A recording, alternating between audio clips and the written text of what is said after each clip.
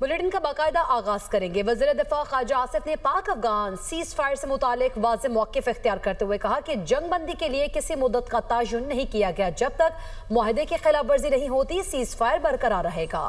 अफगान दरअंदाजी के जवाब में पाक फौज की भरपूर कार्रवाई के बाद तालिबान की दरखास्त पर सीज फायर किया गया। उनके मुताबिक पाकिस्तान ने अफगान हुकाम को दो टोक अंदाज में आगाह किया है कि कोई दरअंदाजी नहीं होगी और TTP को उनकी सरजमीन पर कोई सहूलत फराहम नहीं की जाएगी।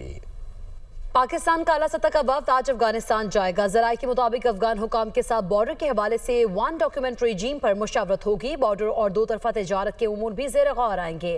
पाकिस्तानी वफ्द दौरे में अफगान हुकाम के साथ मुलाकातें भी करेगा। दौरा पहले से तयशुदा था, मौजूदा सूरत हाल से कोई ताल्लुक नहीं। पंजाब से गैर कानूनी मुकीम गैर मुल्की बाशिंदों के इनखला का तीसरा मरहला जारी है। अब तक 21,900 से ज्यादा अफगानियों समेत गैर कानूनी मुकीम गैर मुल्की बाशिंदे डीपोर्ट। तर्जुमान पंजाब पुलिस के मुताबिक 423 गैर कानूनी मुकीम अफराद होल्डिंग पॉइंट्स पर मौजूद हैं। डीपोर्ट होने वालों में 7,656 मर्द, 4,745 खवातीन, 9,508 बच्चे शामिल हैं। लाहौर में 5, सूबे भर में 46 होल्डिंग सेंटर्स कायम हैं।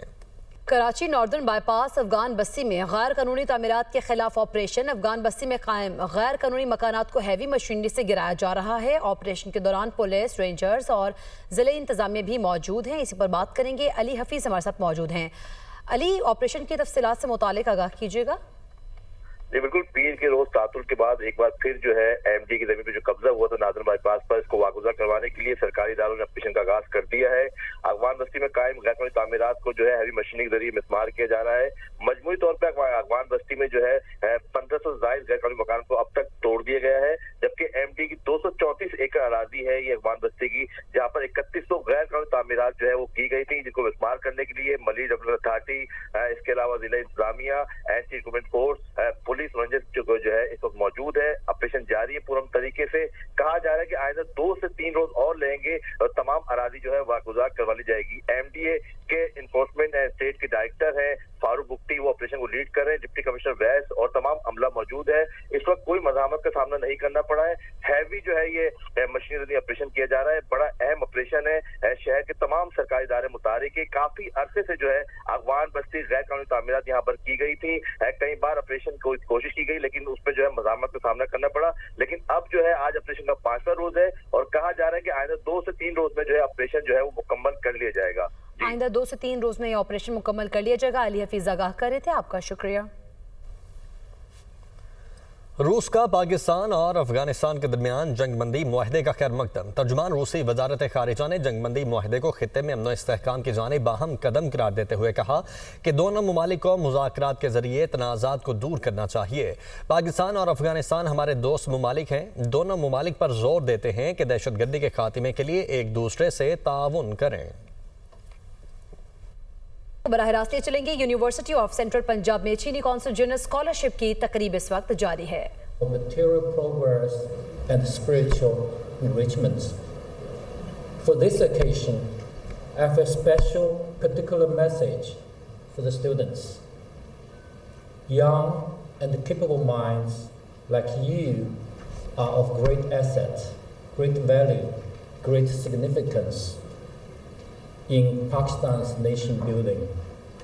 I sincerely wish all the scholarship recipients and other students to keep contributing your fresh perspectives and innovative ideas to the classroom, the community, and the society.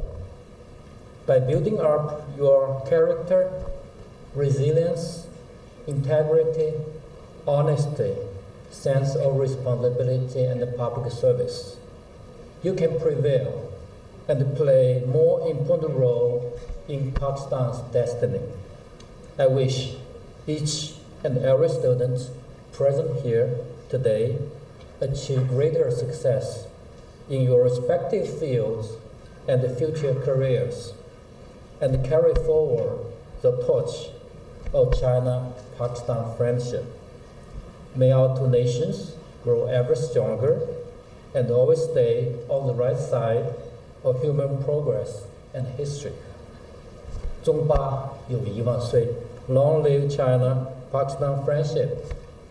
Chin, Pak, Dosti, Zindabad, right? Pak Chin, Dosti, Zindabad. I should say Chin, Pak, Dosti, Zindabad. Thank you. Thank you for your time. Thank you for your attention.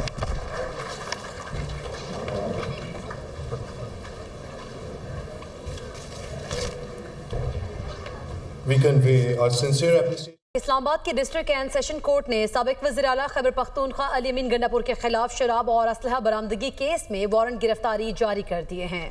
Judicial magistrate Mubashir Hasan Chishti ने case की समाअत की। अदालत ने अली अमीन गंडापुर को गिरफ्तार करके आइंदा समाअत पर पेश करने का हुक्म दिया।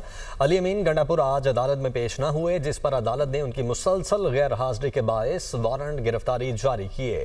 केस की अगली समाअत 28 अक्टूबर को होगी। अली अमीन गंडापुर के खिलाफ मुकदमा थाना 12 कहू में दर्ज है। सुप्रीम कोर्ट में 26वीं आईनी तरमीम के खिलाफ दरखास्तों पर समाअत। वकील शब्बर रिजवी के दलाइल के दौरान जस्टिस जमाल मंदोखेल ने रिमार्क्स दिए, ये तो आपने अच्छी बात की, बेंच के इख्तियारात में इजाफा करवा दिया।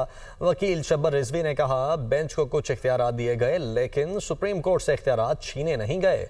जस्टिस मोसरत हिलाली ने कहा, आइन में तरमीम हो चुकी है, उसके मुताबिक आइनी बेंच बन चुका है। आप चाह रहे हैं कि 26वीं आइनी तरमीम को हमें पहले मुअत्तल करना पड़ेगा। 191A को कैसे बाईपास करेंगे? वकील शब्बर रजा रिजवी ने कहा कि 191A को आइन की दीगर शिकों से मिलाकर पढ़ना होगा। जस्टिस मोहम्मद अली मजहर ने कहा, आप कह रहे हैं कि 184(3) आर्टिकल 191A से मुस्तस्ना है। आर्टिकल 191A के तहत 184(3) का इख्तियार आइनी बेंच को मुंतकिल हो चुका है। 191A में साफ जिक्र मौजूद है कि 184(3) का इख्तियार आइनी बेंच को दिया गया। जस्टिस अमीनुद्दीन खान की सरबराही में 8 रुकनी आइनी बेंच समाअत कर रहा है। बेंच में justice Jamal Mandokhel, justice Mohammad Ali Mazhar, justice Ayesha Malik शामिल हैं। Justice Hasan Azhar Rizvi, justice Musarrat Hilali, justice Naeem Akhtar Afghan भी शामिल हैं।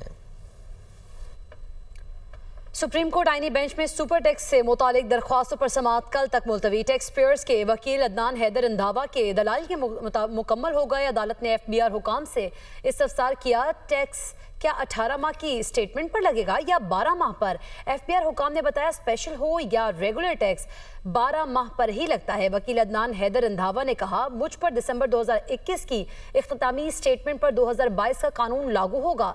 FBR मुझसे 2023 के कानून के मुताबिक टैक्स ले रहा है। जस्टिस मोहम्मद अली मजहर ने रिमार्क्स दिए, आप खुद अपने मौक़िफ़ को तब्दील कर रहे हैं, आप वाज़े नहीं कर पा रहे कि कैसे टैक्स लग रहा है। तो लाहौर फ़ज़ाई आलूदगी की लपेट में है। स्मॉग की औसत शरह 200 से भी तजावुज़ कर गई है। आलूदगी को कंट्रोल करने के लिए ज़िले इंतज़ामिया मुतहर्रिक है। दाखिली रास्तों पर निगरानी जारी है और धुआं छोड़ने वाली गाड़ियों के चालान भी किए जा रहे हैं। मज़ीद बता रही हैं सामिया सईद। हुकूमत लाहौर आज पूरी तरह फिजाई आलूदगी की लपेट में है। शहर में स्मोक की औसत शरह 200 से भी तजावज़ कर गई है, जबकि शहर लाहौर के बाद इलाके ऐसे हैं जहां पर एयर क्वालिटी इंडेक्स जो है वो 300-400 से तजावज़ करता हुआ दिखाई दे रहा है। तमाम महकमा माहौलियात की जानिब से यही कहा जा रहा है कि शहर लाहौर में जो है वो अब दिन में 2 दफा पानी का छिड़काव किया जाएगा, ताकि जो है वो फिजाई आलूदगी पर बर वक्त कंट्रोल किया जा सके। शहर की सड़कों पर जो है वो धुआं छोड़ने वाली गाड़ियों के खिलाफ चालान भी काटे जा रहे हैं। दाखिली रास्तों पर भी जो है वो मॉनिटरिंग भी की जा रही है, ताकि कोई भी जो गाड़ी है धुआं छोड़ने वाली वो लाहौर ना दाखिल हो सके। और साथ ही साथ फसलों की बाकियात जलाने वालों के खिलाफ कार्रवाइयां और गिरफ्तारियां भी अमल में लाई जा रही हैं। अलबत्ता महकमा माहौलियात और पंजाब हुकूमत मिलकर इकदाम भी कर रही है, मगर शहरियों को भी यही कहा जा रहा है कि बच्चे बड़े बुजुर्ग जो है वो मास्क का इस्तेमाल लाजमी करें। तमाम शहरियों को भी यही कहा जा रहा है कि एहतियात जो है वो लाजमी बरतें, अपने माहौल को साफ रखें और ज्यादा से ज्यादा प्लांटेशन करें। जी कोयटा में टमाटर की कीमत में 30 रुपए फी किलो मजीद इजाफा हुआ है। टमाटर 350 रुपए से बढ़कर 380 रुपए किलो में फरोख्त हो रहे हैं। मजीद बता रहे हैं हसन भट्ट।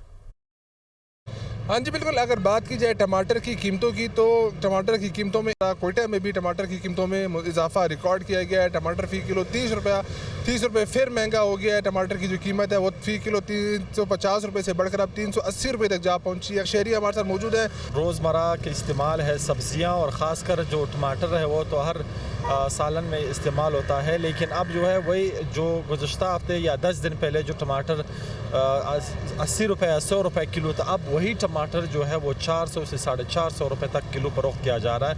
यहाँ पर ना ज़िला इंतज़ामिया है, ना प्राइस कंट्रोल कमेटी है, मंजर-ए-आम से गायब है। यहाँ पर जिस दुकानदार की मर्ज़ी है उन्होंने अपने हर मनमानी कीमतें जो है मुकर्रर कर रखी है।